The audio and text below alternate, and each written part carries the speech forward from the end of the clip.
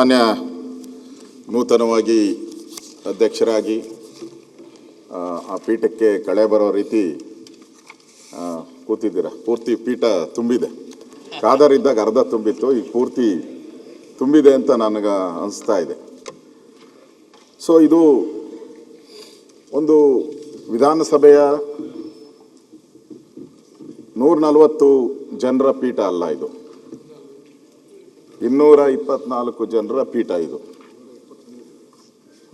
123. ಅದರಿಂದ ತಮ್ಮ ಜವಾಬ್ದಾರಿ ಭಾಳ ಜಾಸ್ತಿ ಇದೆ ಮತ್ತು ಗೌರವಿತವಾಗಿದೆ. ವ್ಯಕ್ತಿ ಮುಖ್ಯ ಅಲ್ಲ, ಇಲ್ಲಿ ಆ ಪೀಠ ಭಾಳ ಮುಖ್ಯ.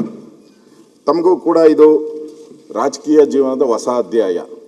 ನೀವು 8 ಬಾರಿ ಏನೋ ಸ್ಪರ್ಧೆ ಮಾಡಿದ್ದೀರ, ಅದರಲ್ಲಿ 4 ಬಾರಿ ಚುನಾವಣೆಯಲ್ಲಿ ತಾವು ಗೆದ್ದಿದ್ದೀರ. ಅಂದರೆ ನೋವನ್ನು ಉಂಡಿದ್ದೀರಾ, ನಲಿವನ್ನು ಉಂಡಿದ್ದೀರಾ. ಆಡಳಿತ ಪಕ್ಷವಾಗಿಯೂ ಕೆಲಸ ಮಾಡಿದ್ದೀರಾ, ವಿರೋಧ ಪಕ್ಷವಾಗಿಯೂ ಕೆಲಸ ಮಾಡಿದ್ದೀರಾ. ಹೌದಾ? ಪುಣ್ಯ ಹಂಗಾರೆ.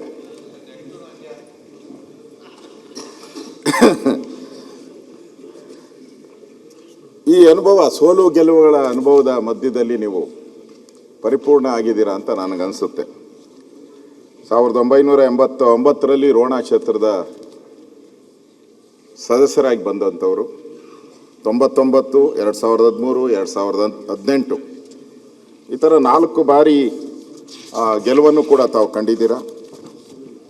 ತಮ್ಮ ರಾಜಕೀಯ ಜೀವನ ಬರೀ ಚುನಾವಣೆಗೋಸ್ಕರ ಮೀಸಲಾಗಿಲ್ಲ, ರಾಜಕೀಯಕ್ಕೋಸ್ಕರ ಮೀಸಲಾಗಿಲ್ಲ, ಬೇರೆ ಬೇರೆ ಸಮಾಜದ ಕೆಲಸಗಳನ್ನು ಕೂಡ ತಾವೆಲ್ಲ ಕೂಡ ಮಾಡಿದ್ದೀರಾ. ಸಮಾಜಮುಖಿಯಾಗಿ ಕೂಡ ಜನರನ್ನು ಗುರ್ತು ಮಾಡ್ಕೊಂಡಿದ್ದಾರೆ. ಜನ ನಿಮ್ಮನ್ನು ಗುರ್ತು ಮಾಡ್ತಾರೆ, ಬರೀ ರಾಜಕಾರಣಿ ಅಂತ ಹೇಳಲ್ಲ, ನೀವು ಸಮಾಜದ ಬೇರೆ ಬೇರೆ ಕೆಲಸ ಮಾಡಿರೋದ್ರ ಬಗ್ಗೆನೂ ನಿಮ್ಮನ್ನು ಗುರ್ತು ಮಾಡಿದ್ದಾರೆ. ವಿಧಾನ ಪರಿಷತ್ತಲ್ಲಿ ಉತ್ತರ ಕರ್ನಾಟಕದ ಒಂದು ಸಭಾಪತಿ ಸ್ಥಾನ ಇತ್ತು, ಅದು ಹೋಗಿದೆ. ನಮಗೆ ಪುಣ್ಯ ಅಂತ ಹೇಳಿದ್ರೆ ನೀವು ಉತ್ತರ ಕರ್ನಾಟಕದ ರೆಪ್ರೆಸೆಂಟೇಷನ್ ಆಗಿ ನಾವು ವಿಶೇಷವಾಗಿ ಬೆಳಗಾವಿಯಲ್ಲಿ ಅಧಿವೇಶನ ಮಾಡ್ತೀರಿ. ಉತ್ತರ ಕರ್ನಾಟಕದ ಸಮಸ್ಯೆಗಳನ್ನು ಬಿಂಬಿಸಬೇಕು ಅಂತ. ಅಂದರೆ ಬೆಳಗಾವಿಯಲ್ಲಿ ಅಧಿವೇಶನ ಆದರೆ ಮಾತ್ರ ಉತ್ತರ ಕರ್ನಾಟಕದ ಚರ್ಚೆಗೆ ಅವಕಾಶ ಅನ್ನೋದು ರೀತಿ ಆಗಬಾರ್ದು.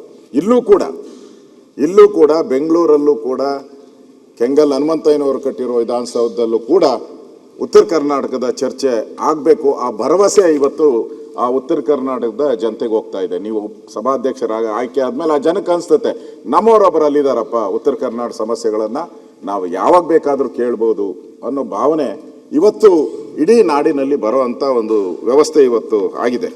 ಅದರಿಂದ ನಿಮ್ಮ ಈ ಜವಾಬ್ದಾರಿ, ದೊಡ್ಡ ಜವಾಬ್ದಾರಿ ನಿಮ್ಮ ಮೇಲೆ ಬಂದಿದೆ ಇವತ್ತು. ಗದಗ ಜಿಲ್ಲೆಗೆ ಹಿಂದೆ ಭಾಳ ಮಂತ್ರಿಗಳಾಗಿದ್ದವರು ಎಲ್ಲರೂ ಇದ್ದಾರೆ, ಅವರಿಗೆ ಸರಿ ಮಂತ್ರಿ ಸ್ಥಾನ ಸಿಕ್ಕಿಲ್ಲ. ನಿಮಗೆ ಮಂತ್ರಿ ಸ್ಥಾನ ಸಿಗ್ತೈತೆ ಅಂತ ನೀವು ಭರವಸೆ ಇಟ್ಕೊಂಡಿದ್ದೀರೋ ಗೊತ್ತಿಲ್ಲ. ಆದರೆ ಈ ಮಂತ್ರಿ ಸ್ಥಾನಕ್ಕಿಂತ ಈ ಸ್ಥಾನ ಇದೆಯಲ್ಲ, ಇದು ಒಂದು ರೀತಿ ಎತ್ತರದ ಸ್ಥಾನ. ನಾವು ನ್ಯಾಯಾಧಿಪತಿಗಳನ್ನು ನೋಡ್ತೀರಿ, ನಾವು ನ್ಯಾಯಾಲಯಗಳನ್ನು ನೋಡ್ತೀರಿ. ಹಿಂದೆ ರಾಜ ಮಹಾರಾಜರಿದ್ದಾಗ ಕೂಡ, ಚಕ್ರವರ್ತಿಗಳು ಎಲ್ಲ ರಾಜರಿದ್ದಾಗ ಕೂಡ ಅವ್ರಿಗೊಂದು ಎತ್ತರದ ಸ್ಥಾನ ಕೊಡ್ತಾ ಇತ್ತು. ಯಾಕೆ ಅಂತ ಹೇಳಿದ್ರೆ ವ್ಯಕ್ತಿ ಎತ್ತರವಾಗವರೇ ಅಂತಲ್ಲ, ಅವ್ರ ನಡೆನುಡಿ ಎತ್ತರವಾಗಿ ಇರಲಿ ಅನ್ನೋ ದೃಷ್ಟಿಯಿಂದ, ಮತ್ತು ಅವ್ರು ಕೊಡುವಂಥ ತೀರ್ಪು ಆ ಎತ್ತರದ ತೀರ್ಪುಗಳಾಗಿರಲಿ ಅನ್ನೋ ದೃಷ್ಟಿಯಿಂದ ಆ ಒಂದು ಸ್ಥಾನವನ್ನು ಇವತ್ತು ನಿಮಗೆ ಸಿಕ್ಕಿದೆ. ಅದರ ಪಾವಿತ್ರತೆಯನ್ನು ಕಾಪಾಡುವಂಥ ಜವಾಬ್ದಾರಿ ಡಿ ಕೆ ಶಿವಕುಮಾರ್ ಅವ್ರ ಮೇಲಾಗಲಿ ಅಥವಾ ಪರಮೇಶ್ವರ್ ಮೇಲಾಗಲಿ ಇಲ್ಲ. ಆ ಜವಾಬ್ದಾರಿನ ನೀವೇ ಹೊರಬೇಕು. ಯಾಕಂದರೆ ನಾಳೆ ಏನೇ ಕಳಂಕ ಬಂದರೂ ಕೂಡ ಅವ್ರ್ಯಾರು ತಗೊಳಲ್ಲ, ಅವ್ರು ಹೇಳ್ಕೊಡ್ತಾರಷ್ಟೇ.